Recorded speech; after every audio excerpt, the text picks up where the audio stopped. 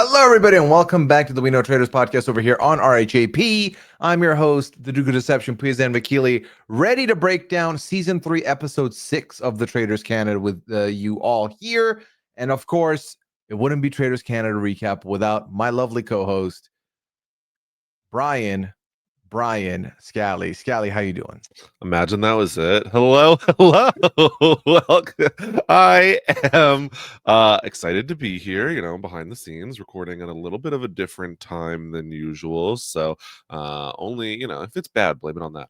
But otherwise, very excited to be talking about a recruitment, a traitor banishment, and so much else.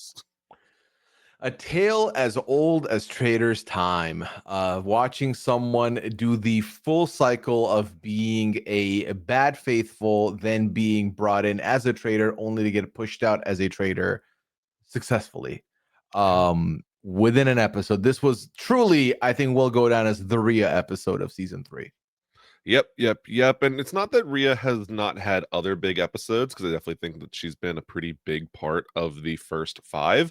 But oh boy, Rhea, this was so interesting. And I'm trying to decide how much of it was her, from this episode versus previously, how much of it was the Traitors, because for me, this is one of the cleanest setups that I feel like we've gotten on the Traitors, almost period. It looked like they did not need to do much, Scally. I feel like they brought Rhea in thinking, okay, this is going to be like Venus's plan was, I want Coco around. This can help keep Coco in. But it truly feels like Rhea had already put the plan into motion by having the big mess the night before where she pushes Omer's name to the moon and then votes Dom. And no one understands why that happened. Her own allies were pissed off at her for not voting with them. So it seemed like they were already going that way. And then once the breakfast happens and they find out that no one's been murdered, I think at that point, whether they thought Rhea was the recruit or not, it just made people feel a lot more comfortable to just go Rhea tonight. Yeah, so many people even said, they were like, okay, this could very well be a bad faithful, but we're over it. We Yeah, need to we have need this this. decided. And there were so many people who also were like, Rhea's this big shot, and if we take the shot, we can't miss. It's like, I mean, I think it would have been fine. Even if she wasn't a traitor, or even if you took a couple of votes at Rhea and that didn't go anywhere. I think it would have been okay, but definitely built up to be this big bad Rhea, even though she only recently broke bad. Yeah, I think that for me, the way I took it was if I miss on a Rhea shot, Rhea will bring it up and talk to me about it, and it's drama that I don't want. Especially if I'm trying to not be involved, that's like the last thing you want.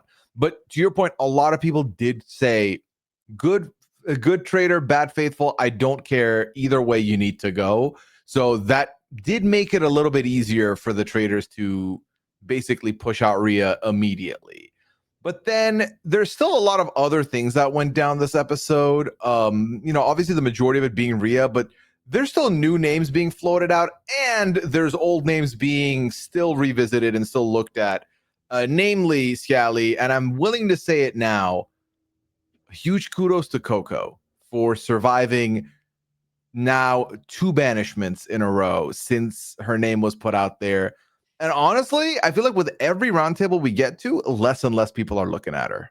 So Would it be crazy if I started buying some Coco stock right now? I feel like it's still low. There are still people saying, I am going to be saving Coco to vote for a future round. Sarah Nicole just blatantly telling Coco to her face that. wild. Yeah, it just it's a little questionable, but I think for Coco, the target has become so big, it's almost become invisible. You just see that center dot, and that's it at this point. There is no more target. Coco has been forgotten about, and I'm just wondering, as these people continue to spin themselves in circles, because they have, that Coco will be the beneficiary of that and just be left standing while they all fall to the ground dizzy. Yeah, I think part of it is the way each person looks at the game and what they're focused on. Because we do hear a couple of people cite that the Kevin thing just seemed like he was throwing any name he could under the bus, and that if we want to look at her, we have to look at Shaughnessy, or vice versa. If we're not looking at Shaughnessy, we shouldn't be looking at Coco. So there's a lot of mixed reviews there. I think what gives that theory a lot more power seems to be Omer, because Omer called out that, hey, this is a thread we were given by Kevin, we should pull at it. And this is really what Sarah Nicole is using as the catalyst to keep looking at Coco moving forward. But a lot of other people's faiths in this theory are shaking right before our eyes. We see a moment where Chala and Meredith talk about, Chala's like, I do not think it's Coco whatsoever. I just don't see it being that way. Jericho, who was the most vocal Coco chaser this episode, by the end of the episode has his entire belief system shaken when he sees that Rhea is in fact the traitor. So I don't even know if Jericho's going to be pulling out that thread, but I think the sad reality, Scally, while I do agree with you, I would be willing to buy some Coco stock, is that is not stock I can take to the bank at the finale, because I think that no matter what, and again, I say no matter what, wilder things have happened, she could still pull the dub. No matter what, if I'm getting to the final 5, final 6, Coco's still there, I'm like, but should we just take Coco out just in case, because of what Kevin said? Was that truly traitor versus traitor? Because I think the thing that's helping Coco is too many people are pointing at too many people's interactions as traitor versus traitor when they are not the case. So it's still something I see being paid in invoice later on. It's definitely there. I just will they default on collection? Like I just think where you have Meredith saying, you know, if Coco was truly a traitor, that's the stupidest thing that Kevin could have done. I'm like, all right, not too much Meredith, but also like I just am seeing worlds in which Coco is starting to escape. I really like how she is saying basically like, you know, I just think my game's over. Kevin, like I told him that I like a challenge, and now I feel like he really took that to heart and threw me to the wolves, knowing that like I'm a faithful and now I have to argue for my life every single week. And he made my game way more challenging, whereas before I was just under the radar because you know, the most believable lie has some element of the truth in it. So Coco is telling as much as she can, like, this is exactly what happened, leaving only out the part that, yeah, I was in fact a traitor. So I am not yet, you know, putting Coco as the most likely of outcomes, but the gap is starting to close in terms of winner potential. Yeah, I think and the reason why I want to give kudos to Coco beyond just like still being there after 2 banishments is that what I'm realizing is that Coco's name was a name that was already out there. Like we saw Kevin really push it, but her name was circulating those first couple of cycles. We saw that. But I feel like the threat level has lowered, the suspicion was lifted. Really, the only thing tying her to a potential banishment is the Kevin part. Every other part, I feel like Coco's done a great job of either like covering up or pushing out the window, to the point where now I think the sympathy card is very much working, where people are sad for her because like it's unfortunate, isn't it, that Kevin just threw your name out and we're considering doing that to you? That's very unlucky. But besides that, they seem to be okay, except for obviously Sarah Nicole being like, you're being kept for later. Because Scally, Sarah Nicole, and we've talked about 2 people being the leader of the faithfuls and one thinking they're the leader of the faithfuls. The 2 that really kind of know what's going on are Sarah Nicole and Hollywood Jade. While Sarah Nicole's looking at Coco as a potential push out, Jade has another name in mind, and Jade is not barking up the wrong tree with this one. We have talked heavily about how good Venus has been doing this season, but this was the first time in the 6 weeks that we've had the show, Scally, where I have felt nervous for Venus, and it irks me that a decent amount of it has to do with one Dom. One Dom indeed. Just Dom with, you know, hearts for eyes, like kissy faces at all moments. What are you doing? What do you mean? What do you mean you're steaming the glass to put a heart there? Where are we? Sir, please. was giggling. I mean, I'm not gonna lie, when they're after the round table, he has his like arms draped over her shoulder. I was like, okay, like I'm believing it a little bit more. People think like Venus, she could never fall for Dom. Like she's too smart. She's too smart. She won't fall for his tricks. But like, could it be genuine? Could it just be fun? Could it also just be Venus using Dom for a vote? Like, could she, be that smart? And you could do that whether you're a faithful or a traitor. It's not inherently evil to want an extra vote in the game. So I understand why it's drawing attention, especially from Meredith, maybe feeling a little guilty about the power of a couple in this game. But I think, Venus and Dom, not great for Venus's game. Yeah, it's not good for Venus's game because of the impression that it's giving, right? To Hollywood Jade, Dom is the love-struck puppy who's like fawning over Venus. Venus is controlling him and is socially very well situated to the point where, I mean, that's kind of boss behavior. And that is a terrifying person to have on either side of the fence. Whether if you are a Hollywood Jade level faithful, a Venus faithful is a scary faithful, a Venus traitor is a scary traitor. So I understand exactly why he's looking that way. I also want to shout out Traitors Canada real quick here because so many shows have made me feel petrified at the idea of two people having a showmantic relationship or just having a crush on each other, because once the show discovers that, they make it the focal point of the show. I am so grateful that Traitors Canada was like, here's a couple of stolen glances and little quick cuddle moments and one Hollywood Jade confessional, and we can move on. You do not need, and like Venus is getting her own confessionals about her own game, regardless of Dom. Dom is getting his own stuff, regardless of Venus, and I'm very happy about that. Pooya, do you ship it? Okay, here's the thing. No, but Okay. here's the bigger thing. In the day and age we're in now, Scally, people are quick to portmanteau. And I don't think Vom or Venus are working. I don't think either is a good portmanteau. Dominus. I'm not Omnis sure. is wild. I Venom, Venom. Oh, Venom's really good. Shit. What have I done? Oh, No. I might be in. I was already kind of like, look, if this is a little like a charter boat, I could get on that level of ship. Like last for the season, this is cute. I look, it's two pretty people who are, just flirting. Like that's fun TV. I'm not Oh, mad at it. absolutely. So good for a season, sure. Good for a year, I don't know.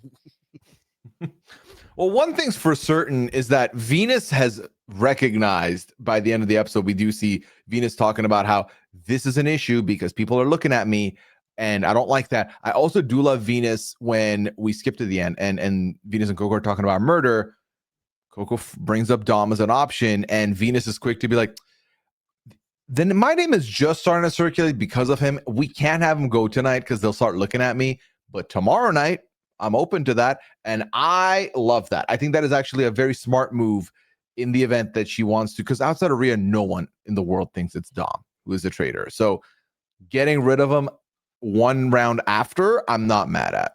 Yeah, it definitely would have been very suspicious if it was like, well, Venus, having Dom here makes you look sus. It's like, oh, well, he's conveniently gone 12 What hours Dom? later. What Dom? I Yeah. don't know about that. Yeah. Would have been too quick, too cute. So I agree with waiting. I think that the concern I worry about for most traders falling into is there's been this meta on other traders season of like, why am I still here? Who would be my trader's angel? And I think that if you have a showmance in the game, that would probably be the first person you're looking at. Now, I'm not sure that Dom's on that level of strategy just yet. As we said, he's more, focusing on the shape of the hearts in the glass window. But I would worry that other people would start to wonder, Yes. why is Dom still here? And do we need to start looking at Venus more seriously?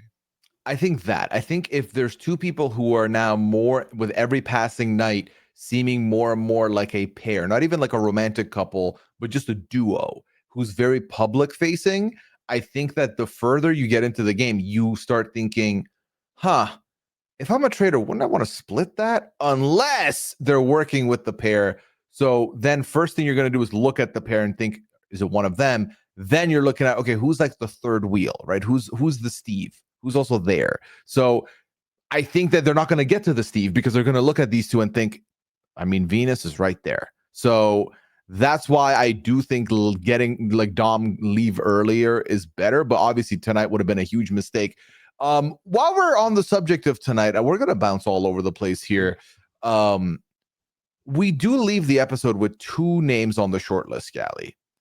A Sarah Nicole murder on the table, a Shaughnessy murder on the table. Now, we'll talk about the twist a little further in the mission, but Sarah Nicole to them may or may not have a shield, but I did love Venus's argument for, if she has a shield, I'm not that bothered by it, because that just causes a little bit more confusion and chaos. And, we haven't recruited, they can think it's a new recruit and look at some new names, which I don't think is bad for Venus at all. Yeah, I think so much of this game is like, who do you take out? Probably even more so, who do you leave in the game? And like, Yes. what possibilities are you leaving open? And so where you're looking at this, like, yeah, the shot could miss because Sarah Nicole could have a shield, but that still might be preferable. Where I think, like, what does the Shaughnessy murder really get you? I'm not really seeing a lot. I think, as they said, it might uh, put even more attention on the Kevin theory of Coco and Shaughnessy, of like, all right, well, now only one of them is left, so all of that attention is on Coco. And I think that once you take that shot, Coco is left so vulnerable. Sarah Nicole, on the other hand, someone who's a very active faithful, was voted one of the most trustworthy people here, is actively, pointing out when Venus is not denying being a traitor, like, is on their necks, actively telling Coco, I will be voting you out at the next opportunity. I think that Sarah Nicole going is the number one option, but number two is it bouncing off a shield. I still think that's more valuable than Shaughnessy going here. I also think that, and we see this happen, we've seen this happen, and I want to cite season 1 specifically. And we know Sarah Nicole murder is going to hit because she doesn't have a shield.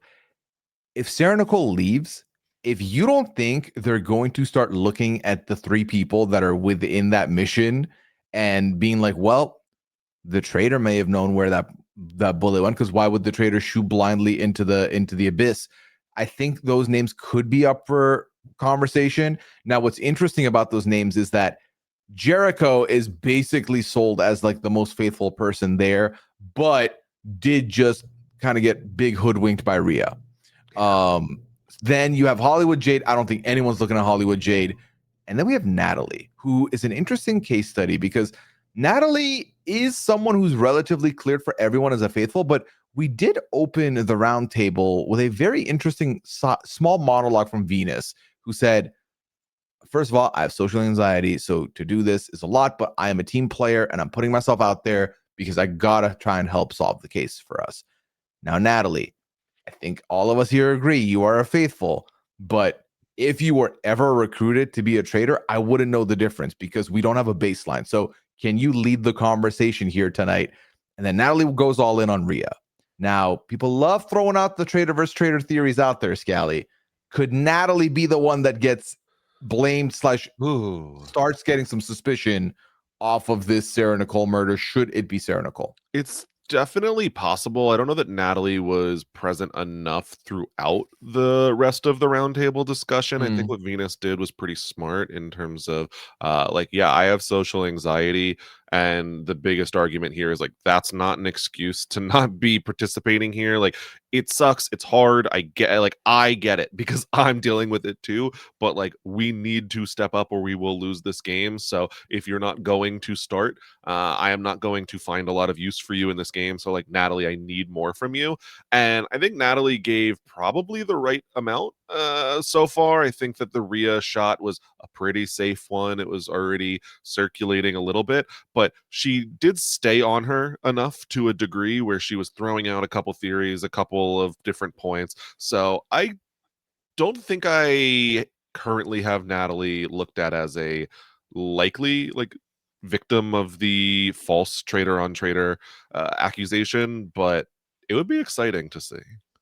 It would be fun to see, especially because the more I look at this board in front of us, the more I can start seeing where people are, right? We've kind of, credit to Traitors Canada. I feel like they've done a great job of showing us everybody enough that I feel like everyone remaining, I can see why they're there, even the more quiet ones. Natalie being maybe one of the last remaining question marks for me on the board, who now I could see a little bit more from.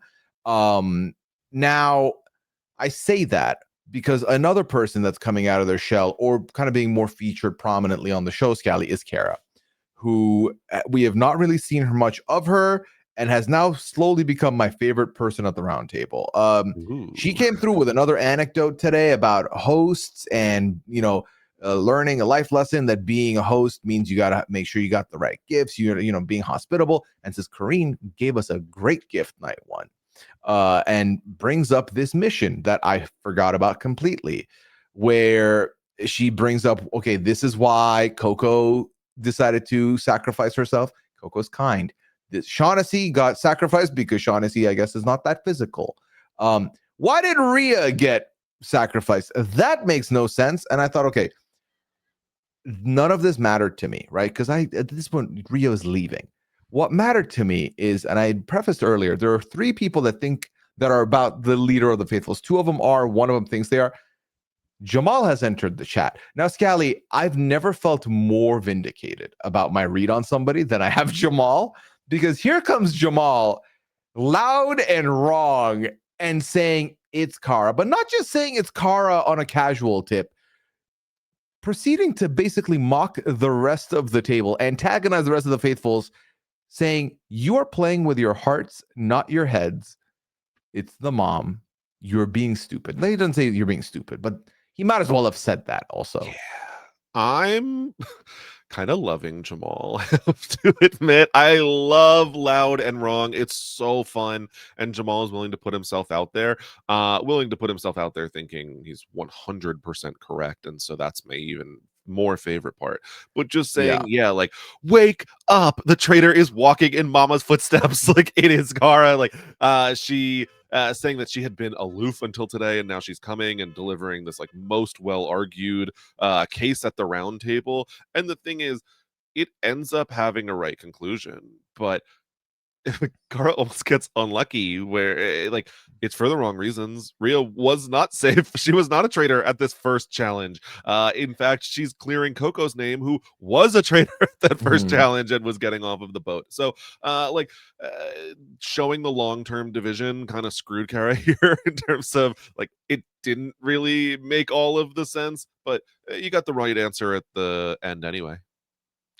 Yeah, it's that's why math tests, they'll be like, show you're working, because they want to see if you got there the right way, because having the number is one thing, and like I think that's the other reason why I'm looking at Natalie being like, could you be the victim of this evidence? Because one confessional we see from Rhea on her way out is her saying how irked she was that Natalie pushed for her so hard, and she's right, but only because Rhea's been a traitor for 24 hours, and she's wouldn't have been right otherwise. So it's interesting because Jamal and we saw the preview last week, and I did get a screenshot that I shared with you, I believe offline, of Jamal's vote. I was like, did he vote for Kara? He did vote for Kara, and he was wrong. Now, is he going to continue pushing Kara? I think so. I don't think that's going anywhere. Even though Hollywood Jade was like, yeah, you're the only one who thinks this. No one else is looking at her. It was such good TV. As soon as he was like, look at Kara and Meredith standing over there communicating as the obvious traitors they are. Obsessed. Like, please give me people that are going on tangents and just hard accusing random people. That's so funny to me. I really like where it's not just like, oh, the consensus pick. It's not as if he's doing this and everyone's just piling on. Like, he's on a side quest for no reason. And I think that's so fun. I love when they vote scattered all over the place. And as long as like I get a coherent story and the vote super scattered, like chef's kiss. I'm so in. I love that. Tell me why these people are just completely off base. Yeah, I think there's something to be said about when we get a vote out that's like 12 people voted, but you took 4 votes and went home with them. Because yes, it can be super frustrating, especially if you liked the person who goes out, but I think that it makes for a better game when you realize people have to do a lot of work to convince you to go their way, versus right now it took very like Rhea was it was like taking the easiest Jenga piece off the tower and stacking it. There was no shimmy needed. It just slipped right out and we put it on top. We moved on. Versus, I want to see them really put in the work to try and get someone out. And like this is like Jamal. There was an easy piece for Jamal to take out of the Jenga tower, and he was like, "No, this bottom one that's alone, I'm gonna smack it from underneath." Why? I don't know. And I think that Rhea needed to pass the baton of loud and wrong to somebody. Jamal is the best recipient for that. So I love that Jamal's like, I'm even gonna go in and say, if I'm wrong, vote me out next. Like, what are you ooh, doing? I love the television because him being wrong is almost the best thing that could happen there, because if he's right, it's like, oh, that was clearly traitor on traitor violence, we got to get Jamal out next. Him accidentally going so hard in the completely wrong direction is kind of the best thing that could happen to him in this spot. That would be so funny. Yeah, and like that's an interesting story for him is that now, and I think that I want to look real quickly at the remaining men, because for a while we did see the conclave murder men back to back to back, and it makes good sense to do so. But tonight, especially, it would have been a tough sell because we've already discussed why Dom couldn't be a murder tonight for Venus. We've Jamal and Kara being a feud now is something you want to keep. Jamal also being loud and wrong. They've recognized they need to keep. Hollywood, Jade, and Jericho are part of the 4 people that are in the safe pile. And so I think that ultimately Hollywood Jade could be a pick to make. Jericho, I think you have to leave him for one more round just to see how it's going to be now that he's been shot down because his best friend was a traitor. And also at the round table said, I'm voting with the only person I trust 100% here, and that's you, Jericho. I'm voting Coco. If they don't like that, they might look at him. So I think you got to leave him and see. But I think the next time Hollywood Jade is definitively safe, you have to take the shot at Hollywood Jade. I'm sorry. You just have to murder him. I'm like, how many times can Hollywood Jade be presumed safe in a row? Like, I don't know that this is the case, but in my brain, like, he's never been eligible for murder. Like, right, that's how it feels. It's just like whether he's in the group that can bluff for a shield or actually has a shield. I feel like everyone loves to make Hollywood Jade safe, and I don't think that he is the most dangerous player in the world right now. It's not as if he has correct susses that are just like have the entire house behind them. But as the end game approaches, that becomes more and more dangerous. Just the fact that he is presumed faithful, like there's only so many wrong shots they can take before we figure this out. Yeah, exactly. And like I don't know how it's gonna go for Hollywood Jade, but what I do know is that being in the spot you are in, you're gonna benefit greatly from a Sarah Nicole exit also in the event that happens. But also, the more and more people look at you and call you a leader, the worse your odds are of surviving because the traitors are infinitely incentivized to murder you. Or they keep you in long enough that one person's like, but why are you not dying? Are you a traitor? Let's just examine that. With this group, I would urge the traitors to murder Hollywood Jade. I do not think I would trust the faithfuls to get rid of them, but we'll see. Yeah, like in the old meta, I would say, okay, someone's, has a very vocal voice at the round table, they're pushing their agenda, they're very likely to get voted out. And I would love to see the round table where Hollywood Jade is like on the chopping block. I think that that could be a super fun situation to find ourselves in, but I would not trust it as the traitors right now. He's consistently being voted like the most faithful, the most trustworthy, the best leader, our best friend. Everyone loves him, but like no, goodbye. You gotta go. Also, I am absolutely living for Hollywood Jade repeatedly standing on season two's neck with every chance he gets. One confessional, good enough for me. Let me tell you about how we are better than season two already. Look, season 2 had its shortcomings, but it was very fun. And this It was a season, great season. So much super fun fun. in a different way. Hmm. That's the thing that I like about the Traitors is that like whether they are successful or very unsuccessful or whatever the case may be, like there are very fun storylines that it can go in many different directions. And so yeah, okay, season 2, haha, we're doing better than you, but entertainment wise, not as big of a gap. No, no, they're very close actually. And, dare I say Canada so far, I guess we've seen enough of season 3 for me to feel like no duds on Canada yet. I So, agree. yeah. And let's talk about something. We've talked a lot about how Canada has come in pioneering some new twists, trying some outside the box innovations. We see a twist happen in the mission here. So the mission was the faithful had to, or the group had to pick 4 people they deemed to be the most trustworthy. Those 4 had to stay at the manor. Everyone else got sent away for a scavenger hunt, basically, to find dolls in the middle of nowhere in the wilderness, and then contact the 4 trustworthy people back at the manor, describe the dolls to the best of their abilities, to then have them look and find these dolls. Yeah. I first of all loved Kareen's outfit. It was like Elphaba and Glinda had a couture baby. So that was super fun. I think that this mission was pretty solid. I think that having to call the other half of the group, describe something through the phone, it's a variation on a challenge that we've seen a couple times over for now, but in general, fine challenge. I enjoyed, only made more enjoyable specifically by Venus and Lisette getting like lost, smashing the doll's face in, just like getting Oh frustrated. my god. Yeah, super funny. I thought that there were high highs on the challenge. Yeah, I think there were some high highs. I then did find my immediate reaction. I had a bit of a roller coaster when Kareen like reveals the twist to us and to the 4 trustworthy folk. Kareen says, "Hey, I have a proposition for you. I have a chance for you to make sure the traitors cannot murder tonight."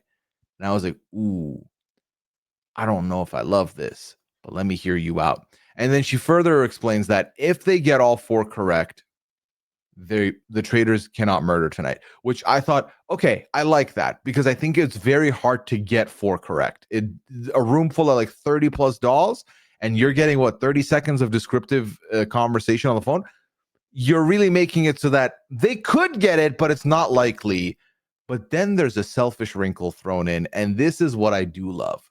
Because I've talked about, Scally, how in a world where all the traitors get eliminated, why not just keep the show going and have the faithfuls have to vote each other out? They don't need to know that there's no traitors left, but they're doing what it goes against everything they've said. They're hypocrites now. They're evil. This is that early edition. It's like, okay, you've been deemed the most trustworthy, but are you selfish? Because if you would accept, I will trade dolls with you. The doll I have is guaranteed to be wrong, and you can get a shield instead to take with you. Now, we saw 2 of the 4 say absolutely not and have the correct doll ready. We saw 1 person say no and have the wrong doll anyway. And then we had Jericho, who did have the right doll, but did swap it in and did get a shield instead.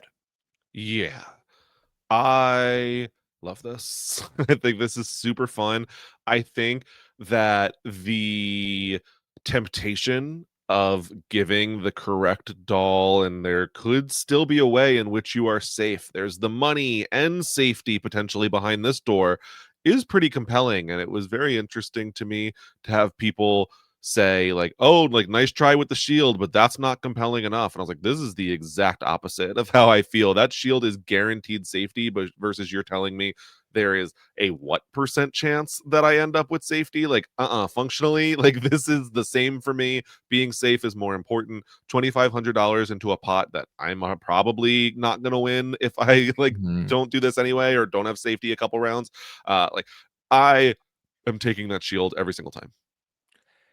It's interesting because I almost think that the meta move is to not go for it. Obviously, it requires you to trust that the other 3 are also not going for it and that y'all all get them correct. because I think alternatively, because it doesn't get revealed that, ooh, someone gave into my temptation, all they find out is the total sum of how much money there was. I think the minute it's not 10K, you kind of should, as a trader, are probably not going to try and murder anyone in that group anyway, because one of them has the shield. We don't know who, right? Yep. So I think that there is protection there. So if I was there, I think I'd take the gamble and hope that we get the 10K, because the reward is we're all safe regardless. That's fine. And then the worry or the concern is, okay, someone else took the shield or someone else got it wrong. Fairs. We don't know who. They're not probably gonna, if they don't come forward, we're all fine. The only way this goes wrong is if Jericho's like, sorry everyone, I got it, and now I'm like, well damn, like I'm a target ready to be taken out, and that's what you don't want. Yeah, if I'm a faithful and they tell me, "Ooh, there's a way to have no murder tonight," or you can be safe and there's still a murder, get somebody else out of this game. I don't want them here. I'm sorry, we need to get rid of them eventually. So make a guaranteed round that I survive rather than a round later where we're all eligible for the banishment again or Mhm. murder again. I don't know. No, thank you. Please give me my free pass through the final, Yeah, 14 or whatever round it is. yeah, So I want the murder to happen. I want people to be going home. I want to be safe when no one else is. That's absolutely preferable for me. I think also my thought was the point of putting the fake doll in the dollhouse was I thought they were going to be like, and Meredith chose, or and like Jericho chose this doll, and Sarah Nicole chose this doll, and it would be like, Jericho, I told you that there's blue why'd in you the pick the doll and it's blonde blonde hair. doll? Yeah, Yeah, why did you pick this wrong doll? And it's like, oh, the room was dark, or I couldn't see, or I knew I had the wrong one, so I did take the shield. Like, figure out from that point on. But especially once they're not showing the dolls, like, absolutely not. I'm taking that shield every single time. Goodbye. Uh, yeah. I do think there's actually almost like if they showed the dolls some merit in that even being better too, because like you're looked at as this most trustworthy person. I think that having a little bit of sus on you has proven to be a good thing for most of these people. It's the very trustworthy people who are getting murdered in the night. So like I get a shield, I get a little bit of sus, but not too much. I'm still the like quote unquote most trustworthy with a little bit of sus. Like this seems like a no-brainer for me personally. See, I like everything you said, and I think everything you said works out. The concern I have is as follows. I think number one, I would be very nervous that there would be either some kind of a reveal or a moment where they find out that I duped them, that I took it, which would be very tough for me. I think that the other part of it also is that if for some, because to your point, yes, the traitor should 100% then not murder you, because guess what? They think he's a traitor. Let's keep him in. But if I get banished because I went for this shield, I would be livid, Scally. I would be livid with myself that like I went out because I went for this safety. So it's tough. It's like if I'm like I think we talked about this last year where when there was that shield that you could bid on that Michael John put like hella money into, and we were like, I mean, I'd throw down like 500 on it. Like I don't care. Like a little bit of money and I get it. That's cool. I can live with that. What I could not do is have people get big mad at me because we missed it. Because I guess ultimately this was a $2,500 decision.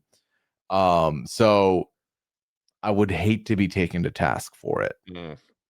I would love to be taken to task for it. Like, oh, I took the shield and I do it again. Like, get over it. Like, I don't like my safety in the game is important. I don't care. Guess what? I did take the shield. I'll confirm it straight out. What like you don't want to like share the safety in our four people? Like, who cares? I would That'd be funny to gladly. hold them hostage, right? You're like, oh, you don't like that I took it? Well, how about I just tell everyone I took it anyway? How about Yeah. I do that? And then And you don't have safety. Do you want that? if that was the case, then I would be coming straight clean at the next breakfast, which I will show up to because I have the shield. Like, if I'm Sarah Nicole and I get murdered because I could have taken a shield and I didn't, that is so much worse. I would so much It's rather about have to that. happen. Which, like, that's so much worse for me, like, personally, and in terms of having to like live with it. Like, I get banished because I took a shield and I didn't do a good enough job of arguing. Like, I would still probably blame all them on being stupid and voting me out incorrectly. Like, I would personally be like, oh, they're such idiots. But I could much more easily live with that and them being dumb for voting me out incorrectly rather than I got murdered because I didn't take the shield when I should have. That is a very interesting scenario that we're talking through because I genuinely could see it go either way, like Mhm. as far as decisions go. Um, but I think one thing that's for certain that I did not see coming is Rhea having a read, the read of the episode, where Rhea is talking to Chala and goes, "So, like, you and Meredith are close. What do you think?" Charles like, who's Meredith? Like, I wouldn't say we're close. I've barely spoken to her actually. I don't know who that is. That was very funny because I do think that this is the first time we really see Chala have to defend this take. And Chala being, I'm friends with a lot of people. I don't know if I'd say like Meredith's in my top. I was like, all right, Chala, just let it be. Y'all are friends. Like this, you doing this is worse, I think. It was so funny. Just even the like, well, I guess it's like good that you guys see I'm like a super social person and I'm talking to everyone because like if you think I'm close to Meredith, like oh, you do not know how much I'm talking to everybody else. But like I don't know if I think you have one good relationship in the house versus I think like wow, if you're that close with Meredith and you're even more close with everyone else, like that's kind of threatening. So I don't know if it's the exact right line to take. Maybe just like take the note and separate a little bit more moving forward. I think that there were probably better ways to handle. Yeah, I think so too. I am very intrigued because, like I said earlier, I think I'm starting to see the board a lot more clearly. And I think that Chala and Meredith seem to be working a little closer now with each other than initially when they were hiding stuff. There's less people. I think they've all had enough time to bond, so that's fine. We do see people looking at Venus and Dom as a duo. I think people can now pair Kara and Jamal not as a duo, but as two opposing sides that are looking sideways at each other, which I don't think is a bad case at all. I think Natalie and Jericho probably have some level of friendship now here where they both felt duped by Rhea. I think they're still probably close-ish. And Lisette still has this introductory traitor pointing at Chala that's not going anywhere and looking at Meredith, which is not going anywhere. Really, the only person who's on a bit of an island now is Shaughnessy. And that's mostly because I don't know. When we get to talk to Shaughnessy, I would love to find out how did you feel navigating this game? Because I would have said that Shaughnessy and Coco were in cahoots, but Coco's very much like, "Oh, we can get rid of her tonight. That's fine."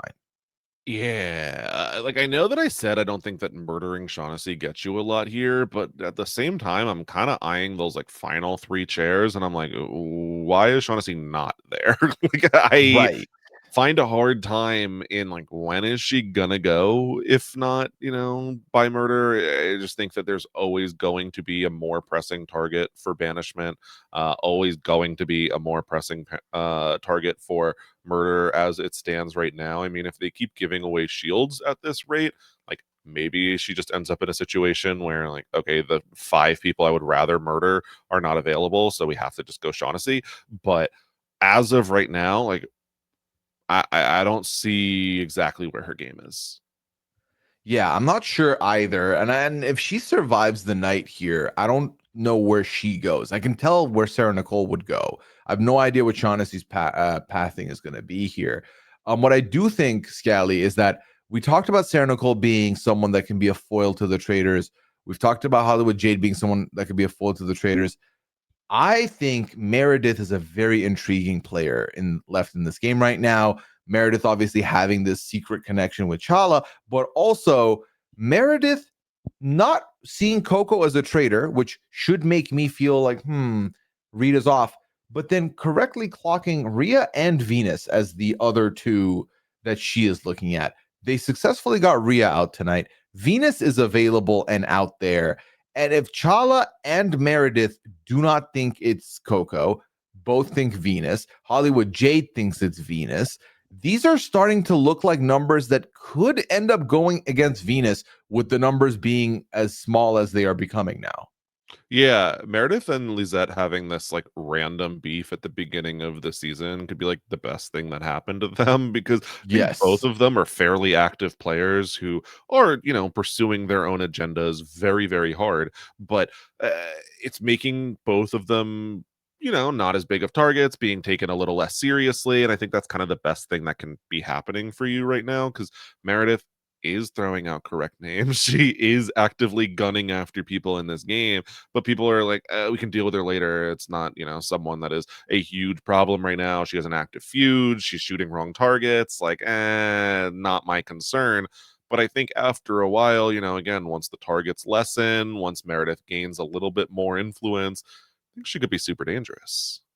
Yeah, well, what intrigues me also is that Meredith, I feel like Lisette has moved on from Meredith squarely onto Chala now. So I feel like Meredith still benefited from that early look at because I don't think she's being taken as seriously right now.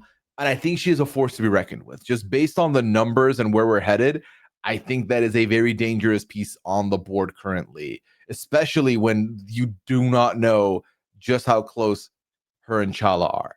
And that is Yeah. a that number and two numbers that are never going to look at each other no matter what the roles are.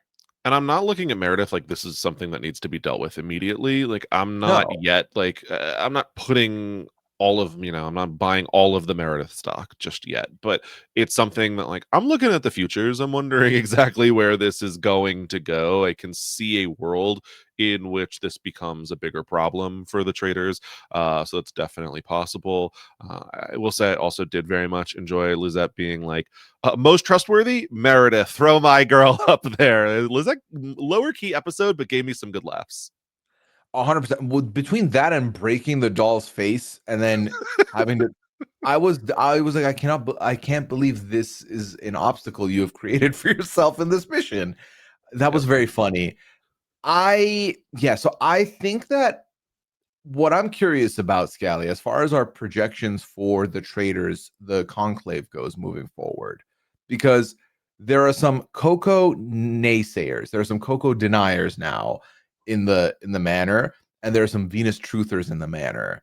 And so in the event that they decide to push for Venus, whilst I should be like you saying, kudos to Hollywood Jade, Meredith, Chala for this. I think that my worry is they have blinders on about Coco, and that only benefits Coco should they get closer to the end. Because while we do think that people are going to take the shot at Coco, we have also seen people not do that with like certain people are not going to do that. And so you can be left with the right people and they don't vote for you, you're fine. I could see Meredith and Charlotte being two people that are not going to put Coco's name down because they just don't see it. I think the traders is so fun because so often people are trying to play 3D chess, but really they're on a checkers board. Like, Mhm. like the Coco option is right there. Like she's, about to be kinged on the other side of the board, and they're like, "Oh, this is just a random pawn that's coming through. It's so Mhm. obvious. We don't have to worry about Coco." But the move was forecasted. Every single thing was told to you, and yet you think there's this bigger move on the board, which also might be correct, but just looking through every single random, door trying to figure out. Well, and we're going to be down to 11 people to start off the next cycle here with this eventual murder of either Sarah Nicole or Shaughnessy. And I do think it's starting to get to crunch time. You got to start picturing out what your end game looks like. And I do think that being in a duo is a great spot because Chala and Meredith, in the event that they're in a 5 and they still believe Coco, let's say they vote with Coco, they're down to 4. As long as they make the right decision to keep it to just the two of them as the final two, they're fine. It's all good. You can survive and it'll be fine. My only worry comes down to this is that Venus is getting a lot of heat and Coco is getting exonerated a little bit more. And we're starting to lose I think it's still Coco and we should look at Coco people. So then in the event that they get Venus out, I think Coco can and should win this game. I really could see that. And let me tell you this, Hollywood Jade. I know you keep saying season 2, we're better than them. But if y'all let Coco win this game as a traitor after one of the more blatant traitor on traitor crimes we have seen on the show, I think we'd have to relitigate that debate on the finale. We would have Yeah. to. Like when Chala votes out Meredith in the final three in favor of Coco, then what? Like, I the cinema that would be, I would be just absolutely living. I think that there are just so many options still on the table in regards to like basically every single one of these players, but Yeah. uh, I don't feel like the door is closed on basically anything this season. I think there's a lot of game left to be played. I think that I'm currently in a position where I'd be happy with a faithful or traitor win. I think there's a lot of people, there's a lot of faithfuls that I would love to see at the end game. And the two traders I absolutely adore. So that's an easy sell for me. I think where you start making me root heavily for the traders is if we do start to lose some of these more clinical faithfuls, and we'll be left with some louder and wrong. Because listen, I love a loud and wrong for my entertainment purposes, but I do not want a loud and wrong to be rewarded. So Yeah, it doesn't like hit super well when the faithfuls fall backwards into a win. It's yeah, happened a couple times where just even though I like these people, I don't feel like this was earned at all. right. Well, So sometimes with the thing with the faithful one being more people, it's like, okay, one out of the three being loud and wrong, it's like, well, that happens, right? But if all three of you are loud and wrong, come on. Like how did we end up here? it's happened. Yeah, all three of you, all four of you, all however many of you. It is just like mind blowing to watch at that point. It's just so frustrating Mhm. that then sure I could be a little less on board, but in general, I'm not super worried just yet. Let me ask you this question. And feel free to not remember because I'm struggling with it a little bit. Of the 3 seasons of Canada we've had so far, which cast was the strongest group of faithfuls we've had? Ooh, is it season one by default? Well, they did I get a traitor out extremely early. got a trader out extremely early. I feel like they definitely had wrong reads. But in general, I feel like they like got there eventually, they had even the most successful trader like in their sights at points, whereas this season feels just so loud and wrong that it's definitely not season two. And No. I have a hard time thinking it's this season either. Yeah, well, that's the thing I was thinking about is that I do think it's season 1. I feel like season 1, we saw the traitor grab victory from the jaws of the faithful. Like the faithful had that game, and then with some very good gambit maneuvers at the end, the traitor steals that victory. So for me, we are not at a place where I'd be like, it would be a complete nightmare if this cast of faithfuls won. Because again, I do think there's some really good faithful gameplay happening in here. So I think that I would love to see them get their first dub. Just because I think it is fun to get a little more balance going in the results. You don't want it to just be straight trader victories here. However, again, I really like our conclave right now. So I'd be lying if I said I wasn't rooting for the traders currently. It's really funny to look back at season one and be like, yeah, the strongest faithful. And then I'm looking at like Donna, Trayvon, Mickey. It's like, it's not necessarily a who's who of the, strongest faithfuls Well, ever. yeah, But, at least there were two people who I think played it pretty well. So, and they were on the brink of those two were on the brink of victory. That's where it was for me. It was like we were not in our loud and wrong era for our end game. We had a very coherent alliance that was ready to go. I Um, think it obviously remains to be seen. Like, does something come together that is just like absolutely blows season one out of the water, and all of a sudden, like, they are obviously the strongest faithfuls on this season?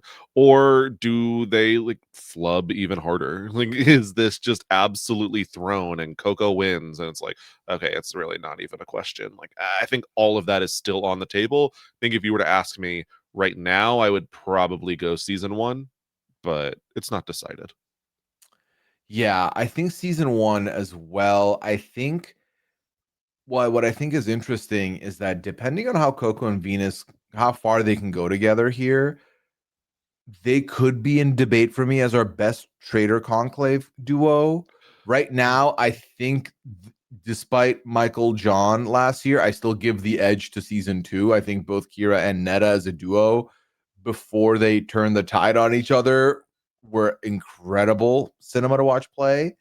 So we'll see, because I don't know. I'm worried. I'm a lot more worried about the Traitors this season now than I was last week, even just because of how Yeah. much Venus's name is out there, and as much as Coco's done well, I still think at any point someone could pull the thread on the Coco thing and just, you know. I think if I was forced to average it out, like I am a little more concerned for Venus, but like maybe even more so less concerned for Coco. Like we came in thinking like it's got to be Coco, right? Like it's got to be Coco this week. It has to be Coco this week. It has to be Coco this week. Like well, they wouldn't get us again, but now at this point, like Coco's winning. Yeah. Like I've given up. Well, we talk about parting gifts on the show here with the Traitors specifically, and we've also talked about the Rhea effect this year, where if your name is in Rhea's mouth, you are leaving the game. We saw this happen with Curtis. We saw this happen with Asford. We saw this happen with Thompson. Scally, Rhea's final vote on the way out was Coco. That is now a second traitor that has said Coco on the way out. That is not traitor on traitor. That's potentially traitor on traitor on traitor. Is that one too many people now that have said Coco's name where you're like, I mean, either listen, I don't know what you did to piss the Traitors off, but they seem to keep throwing your name out there. So I will vote, because here's my thing. My conscience at this point is relatively cleared. If I vote Coco and Coco's a faithful, I'm like, well, these damn Traitors really wanted you out. I don't know why they would do that. I feel bad, but for you as a person, I don't take any blame in doing this. Yeah. They made it so that I have to vote you out.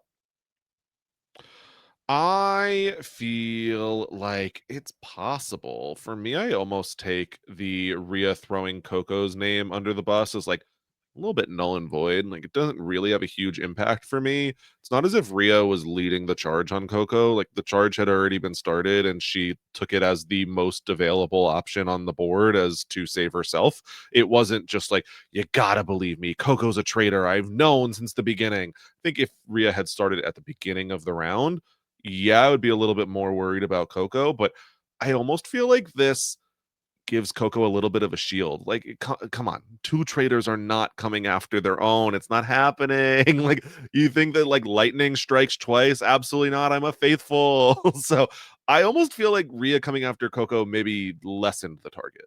In fact, Well, we'll see, Scally. Now, let's wrap this up because, a little behind the scenes for the listeners. Like you said, yes, we are recording at a different time. We are 5 minutes away from talking to Rhea also. ooh. So we'll do a quick wrap up here. And by doing so, we're going to start off with our predictions. Scally, who's getting murdered at the start of the episode? I think we're gonna have the same answer, but I do think it's Sarah Nicole. Yeah, I don't think there's anything wrong with us having the same answer here. I think it makes sense. I think the fact that we get to see Venus explain why even a missed shot is a net positive is even further evidence that that's going to happen. They literally called the Shaughnessy kill the most mid thing they could do, and this conclave does not believe in mids. I don't think that's going to happen. No, I agree. Who's getting banished? Episode 7. Getting banished. I feel like we've had a lot of names come up. Venus's name has come up. Kara's name came up. Jamal is obviously a very active player. I feel like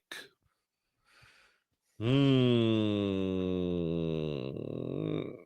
don't want to bet Coco for the first time in a little while. I don't know. I feel like maybe it happens and it's the one time and I'm wrong, but that's fine. I'm willing to give that. I almost feel like they might let Jamal be loud and wrong one time. And do we lose Kara at the round table? Because I would be kind of interested.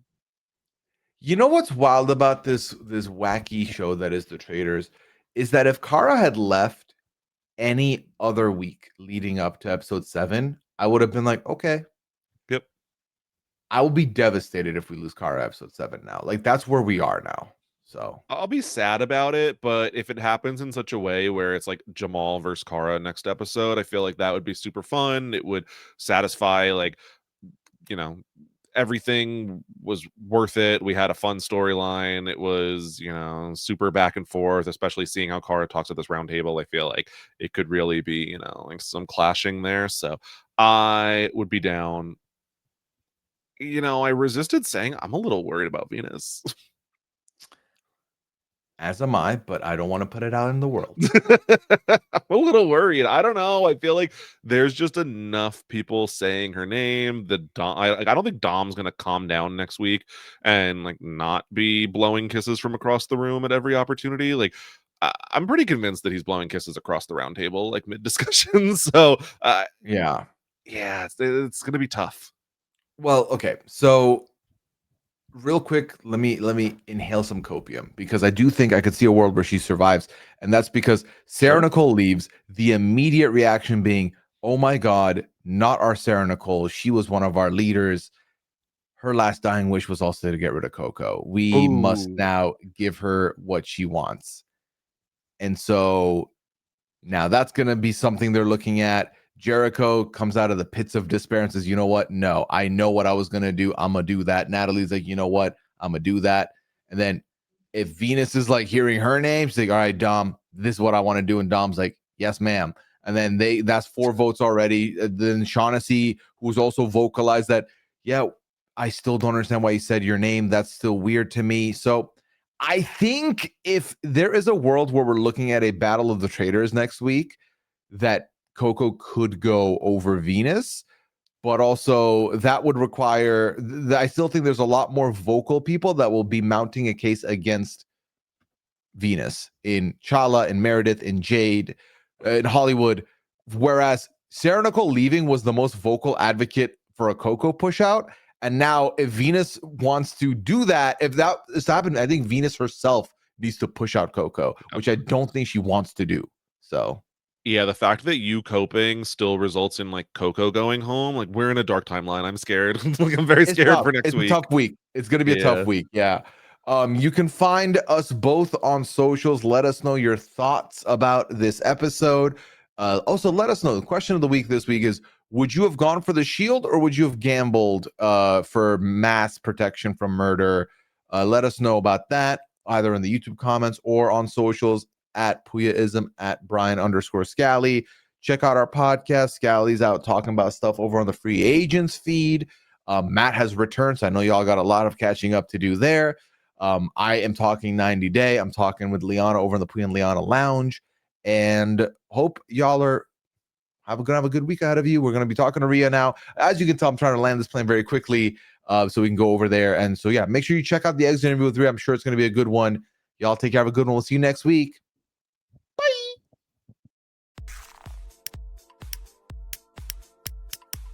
This is RHAP. We know reality TV.